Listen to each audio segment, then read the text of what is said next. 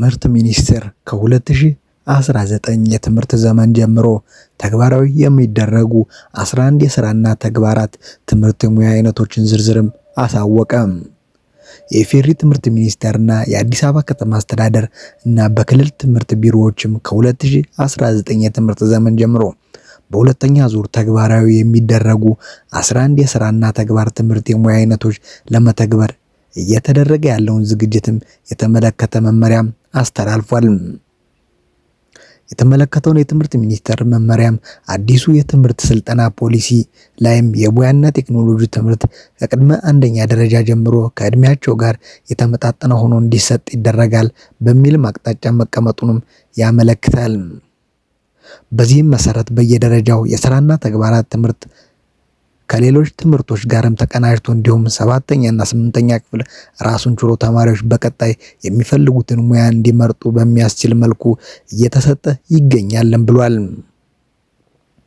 ከዚህም በተጨማሪ 11ኛ እና 12ኛ ክፍል በተለያዩ የሙያ አይነቶች ከቀለም ትምህርታቸው ጎን ለጎንም ከ2017 የትምህርት ዘመን ጀምሮ ከ12 የሙያ አይነቶች እየተሰጠ እንደሚገኝም ሰርኩላሩ ይታያል።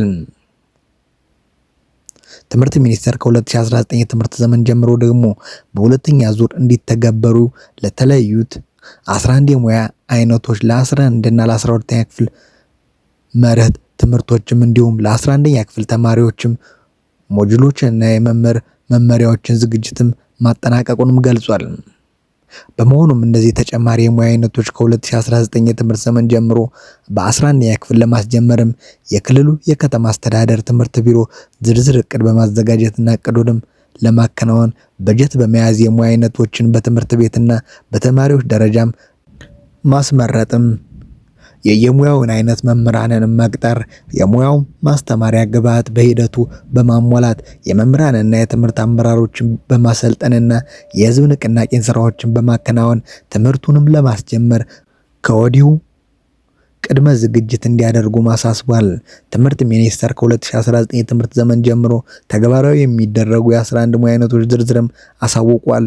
እነዚህም አንደኛ ብረታ ብረት ስራ ቴክኖሎጂ፣ ሁለተኛ አውቶሞቲቭ ቴክኖሎጂ፣ ሶስተኛ አልባሳት ቴክኖሎጂ፣ አራተኛ ህንፃ ኤሌክትሪክ መስመር ዝርጋታ፣ አምስተኛ ቧንቧ ስራ፣ ስድስተኛ ሶፍትዌር ማበልጸግ፣ ሰባተኛ ሰብል አመራረት፣ ስምንተኛ ጤና እንክብካቤ አገልግሎት፣ ዘጠነኛ ሆቴል አገልግሎት፣ አስረኛ ፀጉርና ውበት አገልግሎት፣ 11ኛ ምግብ ዝግጅት መሆናቸውንም ትምህርት ሚኒስቴር አሳውቋል። ወደ ቀጣይ መረጃ ስናልፍም የመተከል ዞን አስተዳደር የፋኖ ኃይሎችና የጉምዝ ኃይሎች ግልገል በለስ ከተማን ዛሬ ማለትም ነሐሴ 5 2018 ዓ.ም ከንጋቱ 12 ሰዓት አካባቢ ለመቆጣጠር ሞክረው እንደነበረም ገለጹ። የዞኑ አስተዳደር ይህን ኦፕሬሽንም እንዳልተሳካና ከተማውም ወደ ቀድሞ ሰላም መመለሷንም አስታውቋል። በከተማዋ ዋና መንገድ መድፍ ጭምር ሲንቀሳቀስ እንደነበረም የከተማ ነዋሪዎቹም የገለጹ ሲሆን ጠዋት አካባቢ በከተማ መናኸሪያ ውስጥም ፈንጂ በማፈንዳት በርካታ ተሳፋሪዎች እንደተጎዱና እንዲሁም 10 ሰዎች አካባቢም እንደሞቱም ተገልጿል። ተጎጂዎቹም በሆስፒታል ሕክምና እየተደረገላቸው መሆኑም ተገልጿል። ወደ ቀጣይ መረጃ ስናልፍም በትግራይ የኤርትራ እንቅስቃሴ ኤርትራ ከህወሓት ጋር በመሆንም ሉዓላዊነታችን ላይ ግልጽ ጥሰት እየፈጸመች ነው ሲሉም አምባሳደር ጀነራል ባጫ ደበሌም ተናገሩ። የኤርትራ መድፎችን በዛላምበሳ በኩል ወደ ትግራይ ክልል ጉሎምካዳ ወረዳም ገብተዋል። በሆርን ሪቪው ላይ ጽሑፋቸውን ያሰፈሩት አምባሳደር ጀነራል ባጫ ደበሌ የኤርትራ መንግስት ከህወሓት አክራሪዎች ጋር በመተባበር በኢትዮጵያ ሉዓላዊነት ላይ ግልጽ ጥሰት መፈጸሙንም አጋልጠዋል። በተለይም ነሐሴ 3 ቀን 2018 ዓ.ም የኤርትራ ወታደራዊ ባለስልጣናት የሀገራቸውን ባንዲራ ይዘው ወደ ዛላምበሳ መግባታቸውና ታንኮችን ጨምሮ ከባድ መሳሪያዎችን ወደ ሰሜን ኢትዮጵያ ማዛወራቸው ሁኔታውን እጅግ አደገኛ እንዳደረገውም ገልጸዋል። ኢትዮጵያ ላለፉት 2 ዓመታት በላይ ለቀጠናዊ ሰላም ስትል ከፍተኛ ስትራቴጂካዊ ትዕግስት ማሳየቷንም አምባሳደሩ አስታውሰዋል። ሆኖም የኤርትራ መንግስት ለቀረበላት የሰላም ጥሪ ጆሮ በመስጠትም ፈንታ ኢትዮጵያን የማዳከምና የማተራመስ የቆየ ዓላማውን አጠናክራ መቀጠሉንም ተናግሯል። በሌላ በኩልም የህወሓት አክራሪዎች የትግራይን ወጣቶች በግድ በመመልመልና ለሱዳን ጦርነት በማሰለፍ ለፖለቲካ መጠቀሚያ እየዋሏቸው መሆኑንም ተናግረዋል። ዓለም አቀፍ ማህበረሰቡ ያደረጋቸውን ውስን ማዕቀቦችን የኤርትራ አካሄድም መቀየር እንዳልቻሉ የገለጹት ጄኔራል ባጫ የኢትዮጵያ መንግስትም የሀገሪቱ ሉዓላዊነት፣ የዜጎች ደህንነት ለመጠበቅ ሲል አስፈላጊውን ህጋዊ እርምጃ ለመውሰድ እንደሚገደድም አሳስበዋል። ኤርትራ ይህንን የጥፋት እርምጃ ካልገታችም የሚመጣው ቀውስ በራሷ በኤርትራ ላይ የሀገር መፍረስ አደጋን ጨምሮ ለአጠቃላይ ቀጠናው ሰላም ከፍተኛ ስጋት እንደሚፈጥርም በማስጠንቀቅ አፋጣኝ ምላሽ እንዲሰጡም ጥሪ አቅርበዋል። አምባሳደር ጄኔራል ባጫ ደበሌ። ወደ ቀጣይ መረጃ ስናልፍም ፕሬዝዳንት ዶናልድ ትራምፕ የኢራንን ጥቃት በመስጋትም በምግብ ማጓጓዣ መኪና ተሳፍረው አውሮፕላን መቀየራቸውም ተዘገበ። በኢራን ሊሰነዘር የሚችል ጥቃትን ያሰጋቸው ፕሬዝዳንት ዶናልድ ትራምፕ ባለፈው ወር ቱርክ ውስጥም በተካሄደው የኔቶ ጉባኤ የተመለሱት የሚጓዙበትን አውሮፕላን በሚስጥራዊ ቀይረው እንደሆነም የአሜሪካ መገናኛ ብዙሃንም ዘገበ። የአሜሪካው ፕሬዝዳንት በቴሌቪዥን ካሜራዎች በተቀረጸ ምስል ላይም ወደ ፕሬዝዳንታዊ ኤርፎርስ ዋን አውሮፕላን ሲገቡ ታይተዋል። ኋላ ላይ ግን በአየር ማረፊያው ምግብ ማጓጓዣ መኪና አማካኝነት ከአውሮፕላኑ ወርደውም ወደ ወታደራዊ አውሮፕላን መዘዋወራቸውን ዋሽንግተን ፖስትም ዘግቧል።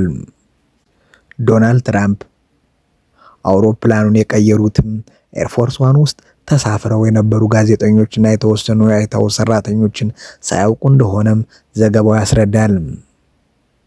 በአሜሪካ የቢቢሲ አጋር የሆነው ሲቢኤስ ኒውስም ያነጋገራቸው ባለስልጣናት በበኩላቸው ኢራን አውሮፕላኑ ላይ ሚሳኤል ልትተኩስ እንደምትችል ተጨባጭ ስጋት ለዋሽንግተን ደርሶ እንደነበረም ገልጸዋል። ዋይት ሃውስ ፕሬዝዳንት አውሮፕላን መቀየራቸውም አላረጋገጠም። ትራምፕ አንካራ ውስጥ በተካሄደው ጉባኤ ወቅትም የኢራን ቁጥር 1 ኢላማ እንደነበሩም ከዚህ ቀደም ተናግረዋል። ይህ ሚስጥራዊ እርምጃ የተወሰደው ዋሽንግተንና ቴህራን ጦርነት ለመቋጨት የሚያደርጉትን ድርድር መክሸፉን ተከትሎ አሜሪካ እንደገና በኢራን ላይ ወታደራዊ ጥቃቷን ከከፈተች 1 ቀን በኋላ ነው። ዶናልድ ትራምፕ ወደ ቱርክ የደረሱት በኳታር በተሰጣቸው አዲስ ቦይንግ 747-8 አውሮፕላን ነበር። ከጉባኤው በኋላም የሚመለሱት ድሮ ኤርፎርስ ዋን አውሮፕላን እንደሚሆንም ተናግረው ነበር። የዋሽንግተን ፖስት ዘገባ እንደሚያሳየው ግን ከዚህ ቀረጻ በኋላም ከተሳፈሩት ተቃራኒ በሆነው አውሮፕላን ክፍል በኩል ቆሞ በነበረ የምግብ ማጓጓዣ መኪና አማካኝነት በሚስጥር ወደ ሌላ ወታደራዊ አውሮፕላን ተዘዋውረዋል። ትራምፕም የተጫኑበት C-32A ወታደራዊ አውሮፕላን ቦይንግ 757 ላይ ማሻሻያ ተደርጎ የተሰራ ሲሆንም ብዙውን ጊዜ የሚጓዙበትም ምክትል ፕሬዝዳንቱ ናቸው። በC-32 አውሮፕላን የሚደረገው ጉዞ መደበኛ በረራ እንደሆነም ለማስመሰል ሲባልም የመከላከያ ሚኒስተር ፒት ሄግሴት ብቻቸውን በደረጃ ወጥተው አውሮፕላን ውስጥ መግባታቸውን ጋዜጣው ዘግቧል።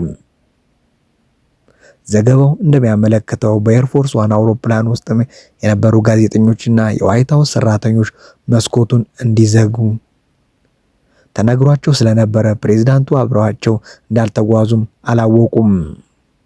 ትራምፕ በሁለተኛው አውሮፕላን ተጭነው ወደ አሜሪካ ጉዞ ከጀመሩ በኋላ የዩናይትድ ኪንግደም ውስጥ ማርፈው ወደ ድሮ ኤርፎርስ ዋን አውሮፕላን ተዘዋውረዋል።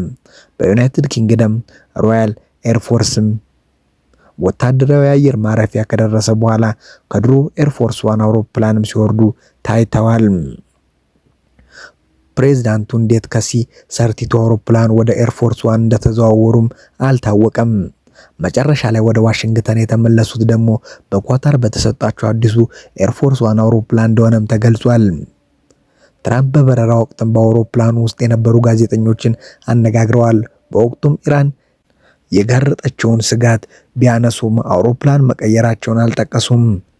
አውሮፕላኑ ከቱርክ በተነሳበት ወቅት ጋዜጠኞቹ ለምን መስኮታቸውን እንዲሸፍኑ እንደተደረገም የተጠየቁት ትራምፕም በምንጋፈጣቸው ቆሻሾች ምክንያትም አደገኛ በረራ ላይ ልትሆኑ ስለምትችሉ ነው የሚል ምላሽም ሰጥተዋል። ሁልጊዜ በህይወታችሁ ላይ ስጋት እንዳለም በማንሳትም በኢራን የኢላማዎች ዝርዝር ቁጥር 1 ላይ መቀመጣቸውም ተናግረዋል። እኔ ከሄድኩ እናንተም ትሄዳላችሁ ብለው ምናልባት ሆነ ቀን ሙያችሁን መቀየር ያስፈልጋችኋል ሲሉም አክለው ተናግረዋል። ስላዳመጣችሁ እናመሰግናለን። ቸር ቆዩልን።